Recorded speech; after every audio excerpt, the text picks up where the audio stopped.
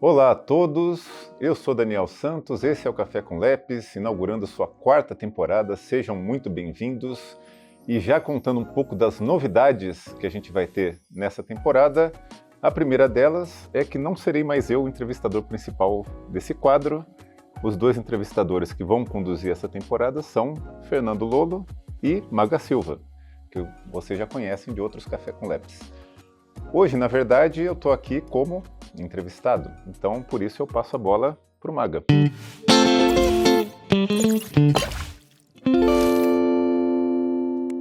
Que responsabilidade, hein? Pessoal, muito obrigado pela presença, obrigado, Fernando. Eu me sinto aqui honrado de estar nesse lugar e buscar fazer com a maior responsabilidade possível, né, que o Lepes traz pra gente. Então, hoje eu estou com 2 figuras importantes para o laboratório, Daniel na posição de fundador, Fernando na posição de diretor executivo, que faz com que tudo aconteça. E para começar, eu vou começar com o Fernando, mas já passo pro Daniel. Já passo a bola para você. Tô nervoso, gente. Daniel, o Lepes nasceu com a missão, né, de trazer ciência para a educação, para que o debate não fique vulgarizado, para que a gente não traga viés ideológico ou somente político, para que seja científico, para que a educação seja tratada com responsabilidade. Então a gente tem essa missão de consolidar o laboratório nesse lugar.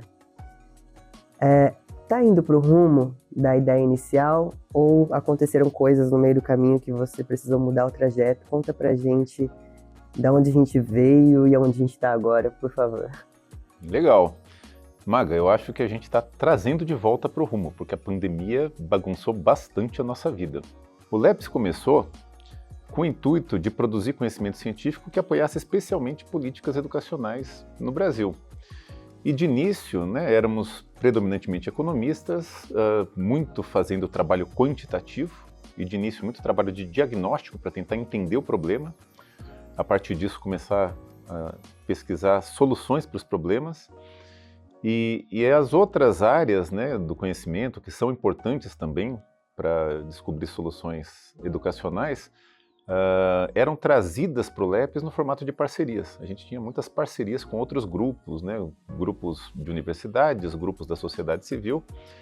O que aconteceu ao longo do tempo é que os problemas na educação são complexos, a gente ainda faz muita parceria, mas a gente começou a internalizar esses outros conhecimentos. Então, talvez o percurso, né, que a gente percorreu tem essa característica, né? Pedagogos, psicólogos, pessoal da área da saúde, pessoal da área de desenvolvimento de software, várias outras áreas, e vocês, né, do audiovisual, foram trazidos também, porque faz parte não apenas da produção do conhecimento, mas do advocacy, né? A gente precisa também comunicar para a sociedade essas soluções.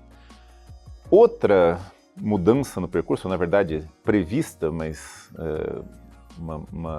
algo que marca, né, uma diferença em relação ao início do Lepes, é que éramos poucos professores mais experientes e muitos pesquisadores jovens, né? A gente trabalhava nesse formato. Com o passar do tempo, a gente começou, né, a trazer para o Lepes também pessoas mais experientes e tentar tornar o Lepes, né, um lugar onde as pessoas pudessem construir uma carreira junto conosco. Então, casos como, por exemplo, do Fernando, para passar a bola um pouco para ele, são típicos disso, né? O Fernando entrou no Lepes no 2º ano da graduação e hoje é o nosso chefe. Então... Fernando, que responsabilidade você pegou esse bastão, né? Eu fico imaginando que é muita articulação. Então, você lida com os nossos parceiros, você olha, eu vou trazer a teoria do balão, né? Você olha o Lepes de cima, não só ali algo que a gente, às vezes, fazendo, não consegue ver aonde vai chegar, e aí consegue fazer esse intermédio, né, entre quem está fazendo por trás da cortina e quem está recebendo lá fora, desde o gestor público até os parceiros que encomendam coisas com o Lepes, que confiam na pesquisa do Lepes para tomar suas decisões. Como é para você esse relacionamento com tanta gente diferente? Acho que essa é a pergunta de milhões, viu, Maga? Porque assim, eu vejo muito isso como um jogo de tempos, né? A gente O LEP se constituiu como um grupo que buscava a evidência científica, né? E a evidência científica tem seu tempo, mas por outro lado a gente também busca trabalhar com política pública, que tem um outro tempo completamente diferente. E aí tem todas essas questões que você trouxe também, que é lidar com grupo, lidar com pessoas, lidar com... E cada vez... E pessoas de expertises muito diferentes, completamente diferente do começo do LEPS, quando eu cheguei, que éramos só economistas, mais ou menos no mesmo lugar, mais ou menos a mesma história. E lidar com gente também tem o seu tempo, né? Então, para mim, esse desafio não é só de onde você vê o LEPS, mas sim como você coordena todos esses tempos. E eles têm que casar, né? A evidência tem que ser usada para política pública. A gente precisa ajudar a construir essa evidência e, por outro lado, a política pública tá nesse meio do caminho, que é a nossa razão de existir. Então, a gente precisa coordenar tudo isso. Para mim, esse está sendo o principal desafio nessa nova posição, desse novo lugar.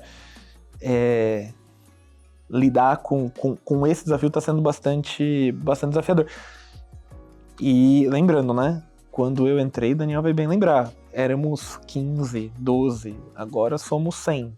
Então, o grupo cresceu, né? O grupo se qualificou e os problemas são cada vez mais difíceis e a gente precisa dar um jeito de resolver. Eu fico pensando, né, que o Daniel é a pessoa que funda o laboratório, idealiza, né? E aí passa o quê? 13 anos, o Fernando assumiu ano passado. Você decide sair desse lugar de tomador de decisão para estar nesse lugar mais de conselheiro, né, do conselho interno mesmo, de olhar mais a política pública do macro. E como foi para você, assim, esse desapego, né? Porque eu tenho a sensação que você desapegou desse espaço e aí traz o Fernando, que tem uma trajetória, eu acho que uma das mais longas aqui dentro, né? Começa aí no segundo ano da graduação, agora já está há muito mais tempo, né? Eu acho que é 12 anos que você está? 11 anos. 11 anos. 11 anos. Então, como foi desapegar e por que dessa decisão, assim, pra gente de estar nesse lugar fora administrativo, mas olhar mais para o debate público mesmo? Maga, eu diria o seguinte, fácil não é, mas dentre os diversos perfis, até acho que o meu é favorável, eu consigo delegar muito, eu sempre confiei muito nos outros. Tá? Então, isso para mim é um pré-requisito para conseguir passar a bola. Agora, na perspectiva, já que você trouxe isso, dos fundadores, da ideia do LEPS, e diferente, por exemplo, de outros grupos que a gente conhece, que a gente inclusive colabora, uma preocupação que a gente sempre teve foi não apenas de deixar um legado de ideias nossas, mas de institucionalizar esse legado. De que dentro do grupo tivesse novas gerações capazes de conduzir, né, essas agendas para além das nossas próprias existências. E por causa disso, alguma hora a gente ia precisar formar essas pessoas e passar a bola. Né? Que bom que aconteceu agora, onde a gente tem um grupo muito coeso. O Fernando falou de vários desafios, esse é o meio copo vazio, mas tem o meio copo cheio. São pessoas muito talentosas e muito motivadas. Né? Mas, predominantemente, acho que a ideia é que a gente consiga ter um grupo de pessoas que, até pelo seu próprio amadurecimento na carreira, pense, né, tenha as suas próprias ideias, não dependa das nossas iniciativas e consiga conduzir e renovar sempre, né, a produção que a gente faz aqui. E aí a gente tem a impressão, né, como você mesmo falou, Fernando, que no início a estrutura era formada por economista, né? Assim, e aí o olhar que eu imagino que tem de fora, e que quando eu cheguei também fui aprendendo, entendendo, era que era algo mais quantitativo ou qualitativo, e não é, né? Porque na prática a gente tem psicólogos, pedagogos, pedagogas, agora tem o pessoal da arte, da comunicação, então tem um grupo diverso. E me parece que o olhar não é focado mais nisso. Talvez em algum momento possa ter, eu não sei se em algum momento foi, né, de fato. Mas tem uma preocupação no ser humano como ser integral, né, em olhar esse olhar sensível. E eu queria que vocês dois, assim, quem quiser começar, comentassem um pouco sobre essa identidade do Lepes, né? De ter esse olhar não focado só no medir as coisas, mas olhar o ser humano integral. Acho que eu posso começar, Daniel pode me complementar. A impressão que eu tenho, Maga, assim, o nosso processo de diversificação de coisas, ele não foi só natural, ele foi propositivo, ele foi proposital, né? Acho que essa é a palavra. É uma questão é quase como se a gente já tivesse pensado nesse caminho lá atrás por acreditar que a política pública e os dilemas demandam esse olhar, educacionais principalmente, demandam esse olhar mais amplo, né? Então, não sei dizer em que ponto foi, talvez o Daniel até saiba melhor que eu não sei exatamente em que momento da nossa história a gente começou esse processo de olhar para outras frentes de atuação, olhar para outras pessoas, mas era inevitável. Os dilemas são muito complexos, os problemas da educação são muito diversos, só economistas não iam conseguir fazer, só psicólogos não iam, só pedagogos não iam, a gente precisa se juntar. E acho que o LEP está aqui para ser esse espaço, né? Nasceu para ser esse espaço, não só de produção de evidência, mas também de debate. É um lugar aqui onde essas múltiplas expertises conseguem se juntar e conversar. Acho que essa é a grande ideia. Maga, tem um perigo nessa pergunta, que é o carimbo que os economistas já carregam de achar que educação são só números frios e coisas do tipo. Eu acho que o LEPS nunca foi assim. É sempre perigoso a gente generalizar para o conjunto dos economistas, tá certo? Me parece que educação, na perspectiva do indivíduo, é onde a gente forma a pessoa. Uhum. Né? É uma forma do Estado e das famílias ajudarem um ser que não vem pronto ao mundo a se desenvolver e se adaptar ao meio que ele vive. E para isso ele precisa de muita ajuda. Então ele é um processo humano por natureza. Quando a gente fala da educação pública, a gente tem que fazer isso para milhões. E num contexto em que o mundo vai ficando cada vez mais complexo, é também nesse espaço que a gente assina o nosso contrato social. Tá certo? Que a gente faz os nossos combinados. Então é um processo humano. Eu acho que no caso do LEPS, a gente sempre teve essa consciência. O início mais quantitativo vem por dois motivos. O primeiro deles era porque a gente não tinha recurso. Então, né, você chama as pessoas mais próximas, que é quem você tem mais facilidade de chamar. Certo. E faz parceria com grupos que têm outros saberes para contribuir. A segunda coisa é que a gente precisava fazer um mapa da viagem antes de embarcar na viagem. E esse mapa é um pouco quantitativo, num certo sentido, porque ali você consegue entender o que é o mais importante, o menos importante, o que o Brasil ainda não tem, pelo menos na nossa perspectiva. Uma vez que a gente conseguiu traçar esse mapa, a gente começou a viagem. E essa história, como vocês já contaram, tá certo? É uma história em que a gente foi agregando cada vez mais pessoas, e felizmente, porque eu acho que é um problema que precisa de todo mundo para conseguir resolver. Certo.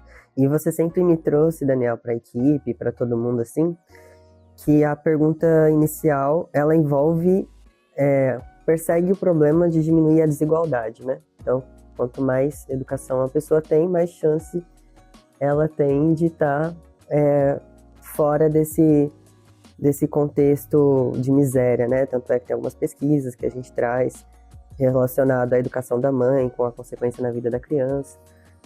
Como que você avalia esse cenário, né? Fica à vontade para comentar também, tá, Fernando? Como vocês avaliam? A gente está alcançando nosso objetivo em relação à desigualdade social?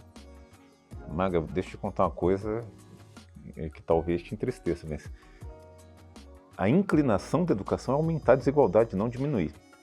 Se a gente imaginasse um mundo que não tivesse educação, íamos todos ser coletores, pescar peixe, pegar café, caçar. Esse é um mundo de muito pouca desigualdade, mas também de muito pouco bem-estar, né? Ou seja, a educação, ela ajuda a expandir os talentos humanos. E aí algumas pessoas que têm mais facilidade com coisas vão acabar se beneficiando de maneira diferente de outras. Então, o processo educacional, se você fosse tentar imaginar o cenário sem educação, ele ajuda a criar desigualdade. O grande problema é quando a educação é para poucos. Aí você cria ainda mais desigualdade e uma desigualdade de casta. Isso é o que o Brasil enfrentava. Certo. A nossa grande batalha, no fundo, é ter educação para todos, tá certo? E dessa forma conseguir reduzir a desigualdade que tinha no Brasil quando a educação era para alguns. Agora, isso não é toda a história. É lógico que uma sociedade que preza pela desigualdade, né, claro que a sociedade brasileira ainda fez essa escolha, pode construir um sistema educacional em que o foco seja nos mais vulneráveis. E que aí, o quanto estes cresçam, seja tão mais do que os outros, que no fundo a própria educação consiga reduzir um pouco da desigualdade no final do dia. Mas assim, se a gente der uma educação igual para todo mundo, naturalmente em qualquer grupo vai ter algumas pessoas com mais aptidão, outras com menos, e essas daí, entendeu, vão acabar... Sim, o que me traz a reflexão de que é verdade que a gente não parte do mesmo ponto, né? De que cada pessoa parte de um lugar diferente e o ideal é nivelar e não aumentar essa desigualdade, dando mais direito para quem já tem direito, né? Muito importante a sua fala. Fernando, me dá um exemplo na prática de um projeto que você acredita que vale a pena compartilhar com o nosso público sobre o LEPS? Um projeto? Cara, eu acho que eu vou citar aqui um que eu tenho um certo apreço e que está chegando, na verdade, ao fim do processo de coleta de dados e tudo mais, que é um que a gente começou lá em 2018, em Sobral, né? Em que a gente vem perseguindo os jovens que na época estavam no 5º ano. Então a gente vem coletando dados desses jovens todo ano até 2025, onde eles estavam no 3º do ensino médio. Então a gente tem toda a trajetória educacional deles, fechando, né, esse ciclo de dados e tal, e que agora começa uma fase justamente de aprender, né, com isso. Assim, é um dos projetos que eu tenho bastante apreço, de vários que a gente faz aqui, e que tá numa etapa de aprender coisas, né? Acho que esse ano vai ser bastante interessante, que a gente vai conseguir consolidar muito do nosso esforço, que já vem aí de vários anos, em novas evidências, em nova informação, justamente para, enfim, divulgar e aprender um pouco mais sobre a educação brasileira. E uma coisa interessante é que o LEPS se importa muito com a divulgação desses dados, com a divulgação do que a gente aprende aqui, né? Eu sei que um princípio que me faz ter ainda mais conectividade, afetividade pelo LEPS é que não seja um conhecimento retido e que esse conhecimento seja público, né? E de que forma que isso acontece assim na prática para que as pessoas entendam? Eu gosto muito de uma frase do Daniel, que às vezes ele usa, e eu vou me permitir aqui roubar, que tem certas coisas que a gente faz aqui no LEPS, que se a gente não divulgar, é quase como se a gente estivesse cometendo um crime contra a sociedade. Tem coisas aqui que a gente faz que são muito legais, que são inovações, que são informações novas, que podem ajudar a não resolver, né, o problema da educação brasileira. Acho que não é isso, mas indo nos incrementos, né, de pouquinho em pouquinho para uma sociedade melhor, mais justa e tal. Então, muito para falar que divulgar tem que ser nosso modus operandi. Vocês da comunicação, que tem essa pegada e que veio para o LEPS justamente para nos ajudar nisso, tem também esse papel que é super importante. Então a gente conta bastante com esse esforço para fazer com que essa informação chegue mais rápido em mais lugares, em mais pessoas, principalmente em quem toma decisão, que é, enfim. Puxando sardinha um pouco pro nosso lado, mas com muita orientação do Daniel e sua agora, né, assumindo esse bastão, Eu fico muito feliz em ver o resultado do Esquecidos, dos Grandes Nomes da Educação. Café com Labs, estamos na 4ª temporada. Pô, parece que a gente começou ontem, mas aí estamos aí, são 4 anos nessa caminhada.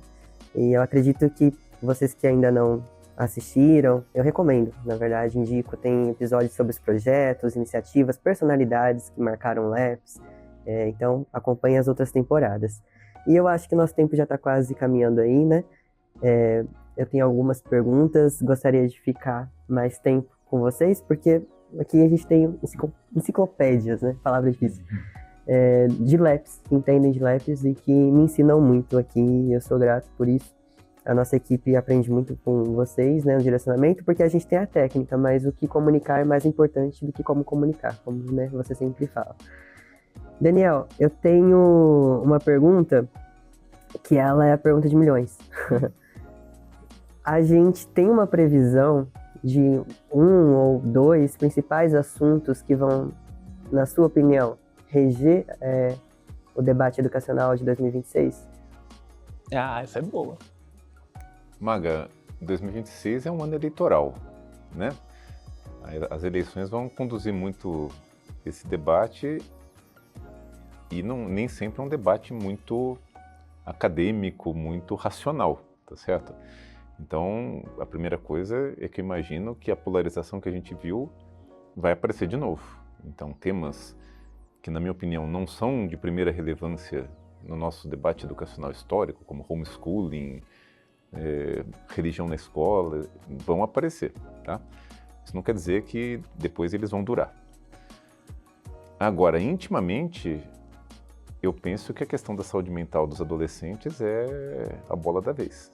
As pessoas ainda não acordaram para isso, elas já estão discutindo outras coisas, mas a hora que elas descobrirem o tamanho dessa encrenca, eu acho que elas vão prestar um pouco mais de atenção. O Felca já começou a cantar um pouco essa bola aí, mas, enfim, Sim. Mais coisa vem por aí. E o Esquecidos contribuiu aí para a política do MEC, né? Que é a Escola das Adolescências, e a gente tem orgulho disso porque a gente participa, né, dessa construção. Uma coisa que aconteceu recentemente focada e embasa mais isso que você trouxe é a violência que adolescentes cometeram contra o cachorrinho Orelha. Né? Não sei se você ficou por dentro desse caso, mas também, com certeza, é um caso que tomou uma repercussão nacional e a gente percebe que existe aí algo muito grave para se olhar na saúde mental dos adolescentes, né? O LAPS tem alguma coisa para dizer sobre isso, algum estudo, algum caminho que a gente está traçando, Fernando? Acho que tem um pouco desse estudo que eu comentei, né, lá em Sobral, que vai ajudar a gente a responder alguma dessas coisas. Mas eu queria pegar um pouco o gancho, né, do que você até perguntou pro Daniel. Eu acho que a gente, hoje, né, se fosse para eu escolher pessoalmente, no meu particular, e é óbvio que eu não falo pelo LAPS como um todo, mas eu acho que a gente chegou num momento em que a gente precisa consolidar uma teoria sobre o que são as competências a serem desenvolvidas ao longo da escola, mas ao longo do processo educacional, mas não pro Fundi 1, pro Fundi 2, pro ensino médio, mas de uma forma integrada. Pensar de uma forma integrada, respeitando as etapas das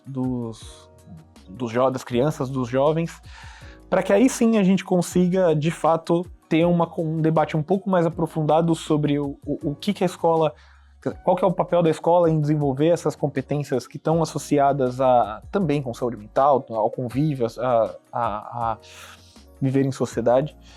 Acho que a gente pode aproveitar um pouco desse período eleitoral para resguardar um pouco, para entrar um pouco mais para dentro, olhar um pouco mais para dentro no que a gente construiu e tentar estabelecer mais esse racional, né? Então, se eu fosse no meu particular, né, gastaria uma energia nisso, porque isso pauta muito sobre todos esses outros debates, sabe? Sim. Acho que eu no meu íntimo, eu acho que eu torço muito para que a gente consiga fazer um pouco mais disso esse ano. focar na continuidade e nas transições, né? Que a gente precisa fazer com uma atenção melhor. Exatamente. Importante, Fer. Gente, finalizando, eu recebi o sinal de 5 minutos, né? Agora eu sei como é estar no seu lugar, que normalmente eu te dava o sinal. Daniel, qual é o seu plano, a sua perspectiva para esse ano? Conta um pouquinho pra gente. Também vou querer saber qual é do Leps, qual que é do Fernando. E já, infelizmente, a gente vai terminar esse papo, que tá muito bom pra mim. A minha prioridade esse ano é colocar o conhecimento do Leps no mundo, né? Estou no meu ano sabático lá na FEA, vou passar o ano no Instituto de Estudos Avançados, mas o meu compromisso aqui dentro é desovar esse conhecimento, seja academicamente, seja em outros formatos, e para isso a gente vai precisar contar muito com vocês também. Fico feliz por isso, né? Isso tem uma equipe toda aqui por trás das câmeras que é muito engajada e está à disposição e tem pensado, né? Porque para estar no Leps não é algo totalmente fora de tudo que eu já fiz, é algo de pensar não o técnico, mas antecipar. Eu não tinha sou péssimo em xadrez, não tinha essas ideias de tipo, ficar pensando sempre o que vai vir 3 passos depois, né? Então é pensar no debate, pensar em quem responde, é ter responsabilidade. E há 4 anos eu tenho sentido que eu tenho sido formado nessa perspectiva, né? De olhar para além de estar bonita a mesa, a luz, o enquadramento, mas pensar qual é a mensagem que a gente está transmitindo aqui. Então pode contar com essa equipe que você formou para que a gente faça isso juntos. Fernando, conta pra gente a perspectiva. Cara, eu acho que a perspectiva enfim, se puder escolher alguma dimensão para falar um pouco, eu acho que tem um processo que a gente precisa consolidar aqui no grupo, que é justamente essa passagem de bastão, né? Sair de um mundo onde os fundadores, né, tomavam as decisões ali para estabelecer um processo mais amplo de criação de legado, né, tentar institucionalizar o Leps como um ambiente de debate amplo, colaborativo, que as pessoas se sintam representadas, que as pessoas se sintam à vontade de dividir suas ideias, né? Acho que a minha energia talvez vá bastante para isso esse ano, assim, terminar esse processo de transição e também pensar na minha sucessão também. Acho que é um pouco disso, né? É um pouco de já pensar em formar outras pessoas que assumam esse lugar e fazer com que o grupo seja conhecido. Não só as pessoas que passam por aqui, que também é super legal que sejam referência, mas que o grupo seja esse ambiente. O grupo seja conhecido como um lugar legal de estar e estar perto. Um dos diferenciais do Leps é essa preocupação em não ficar fechado dentro dos muros da academia, né? Inclusive, temos sede fora, né? Inclusive, estamos nela. Porque o conhecimento, eu acho que o que eu aprendo aqui é que ele não deve ficar retido, né? Mas ele deve ser devolvido à comunidade, que é a comunidade que paga os cientistas para pesquisar, para estudar. E que bom que a gente está fazendo esse papel, né? Esse intermédio. Da onde eu vim, na minha trajetória, minha história, eu sei que isso não é o foco, né? Eu não sou o foco, mas impacta diretamente por quem está ligado. Eu não tive acesso a muitas oportunidades, a muitos lugares, e estar aqui para mim eu acho que é romper essa barreira. E é romper essa barreira porque o Leps não é careta, o Leps não é fechado e não coloca requisitos acadêmicos, né? Apesar de que é um grupo muito qualificado, com mestres e doutores, mas acredita e aposta que a gente não deve se fechar nessa bolha. Então, por isso que eu tenho muita consciência de como é importante para mim estar, e estou há muito tempo e quero, junto com a equipe, né, eu acho que é um desejo nosso, continuar esse trabalho, trazendo cada vez mais a identidade do Leps e a nossa identidade, né, também é permitido colocar aqui. Palavras finais, infelizmente, para encerrar? Não, para mim é uma felicidade estar aqui no papel de entrevistado e te parabenizar, porque o Café com Leps foi ideia tua, da Livinha, que está atrás da câmera hoje, mas podia perfeitamente estar aqui também. E é isso. Obrigado. Obrigado, Daniel. É uma honra estar aqui. Vocês já sabem da minha gratidão, né, Fernando? E o apoio que a gente tem para além, né? Quando a gente precisa de alguma coisa, estamos juntos, já provamos isso. Sim. E deixa aí suas palavras finais. Eu acho que eu faço das palavras do Daniel as minhas, agradeço o espaço de estar aqui conversando, né, com vocês. Assistam os outros Cafés com Leps, por favor.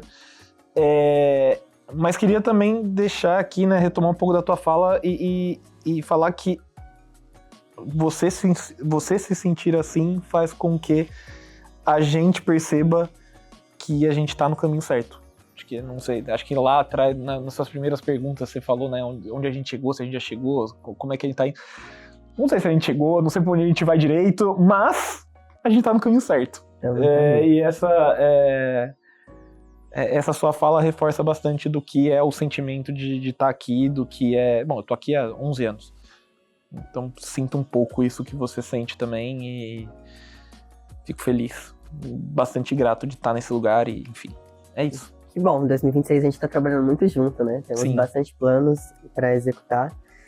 Gente, aqui, câmera da Amanda, né? Infelizmente, a gente tá indo pro final desse primeiro episódio da 4ª temporada. Quero dizer que vamos ter Fernando entrevistando nessa 4ª temporada como estreia. O próximo episódio ele já vai entrevistar. E continue acompanhando os nossos conteúdos, as nossas redes sociais. Participe do Labs, pode falar que não estamos fechados, estamos abertos a conversar com vocês. E até o próximo episódio. Até mais. Tchau.